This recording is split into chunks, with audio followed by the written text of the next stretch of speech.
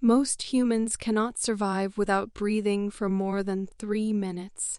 If you experiment by trying to hold your breath longer, your autonomic nervous system will take over and resume a normal breathing pattern.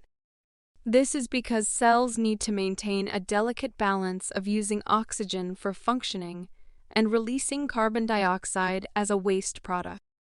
Although oxygen is critically needed for cell functioning, it is the accumulation of carbon dioxide that primarily drives the need to breathe. The major organs of the respiratory system function to provide oxygen to body tissues for cellular respiration, remove the waste product carbon dioxide, and help maintain an acid-base balance. Portions of the respiratory system are also used for non-vital functions, such as sensing odors, producing speech, and for straining, such as during childbirth or coughing.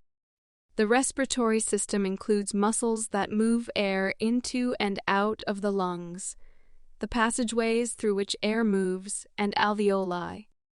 Alveoli are microscopic gas exchange surfaces covered by capillaries. See the image above of the anatomy of the respiratory system.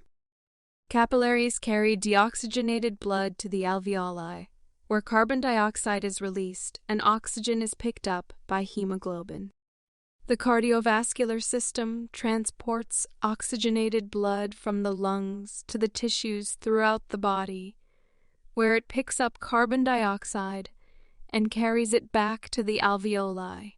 A variety of diseases can affect the respiratory system, such as asthma, chronic obstructive pulmonary disorder, COPD pneumonia, and lung cancer.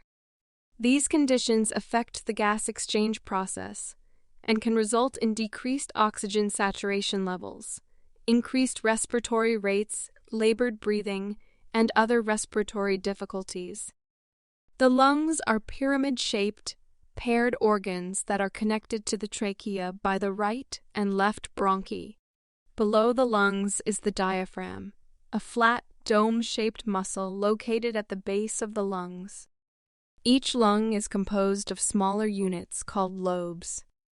The right lung consists of 3 lobes and the left lung consists of 2 lobes to accommodate the positioning of the heart.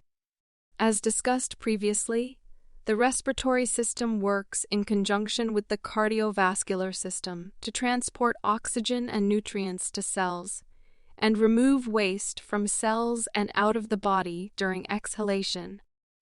See the image above of the anatomy of the lungs.